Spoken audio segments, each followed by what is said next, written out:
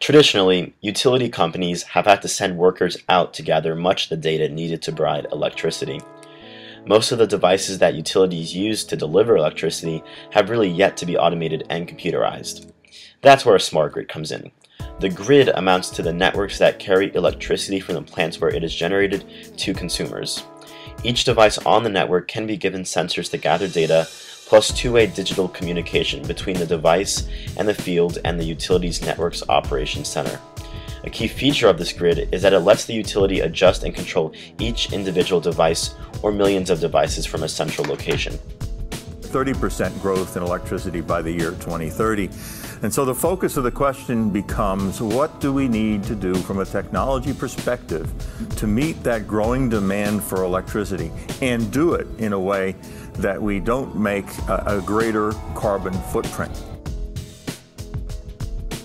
One of the many advantages of using smart grid technology is that it directs the flow of energy, enabling the easy implementation of renewable energy sources, such as wind and solar power.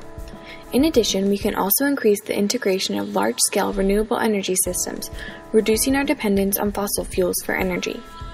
When the smart grid replaces the old aging grid, utilities will be able to better communicate, which allows for a more efficient transmission of electricity and helps us manage our electricity needs. Through reduced operations and management costs for utilities along with reduced peak demand, the smart grid will also lower electricity rates and power costs for consumers. Lastly, the smart grid improves security by making use of technologies that improve fault detection and allow self-healing of the network without the intervention of technicians. This ensures a more reliable supply of electricity and reduced vulnerability to natural disasters or attack. Smart grids are absolutely fundamental if we're going to achieve some of our climate change objectives. If you like, smart grids are the glue, they're the energy internet of the future, and they are the essential component which is going to bring demand and supply together.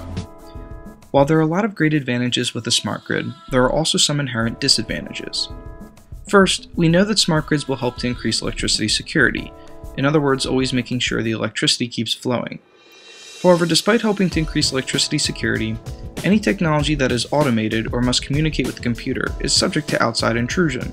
In other words, hackers. Hackers could gain control of thousands or even millions of electricity customers and create false consumer demand to the power companies, which could lead to unprecedented blackouts.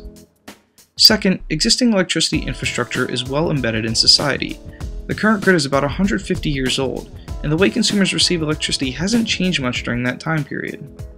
Most people may think, well, why change the existing infrastructure? Why fix what isn't broken? But certainly as the advantages of a smart grid are realized by electricity customers, the concept of the existing grid will most likely fall out of favor. It is clear that many countries worldwide strive to improve the smart grid. So the experts say that the improvements made by many countries will give an increased usage of smart grid. The energy prices are already getting more expensive. Rising energy prices mean consumers want more control over their bills. Governments, worried about both recession and the warming of the planet, have become more active.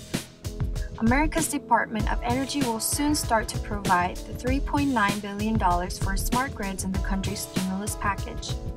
In Germany, smart meters will be required in new buildings from next year.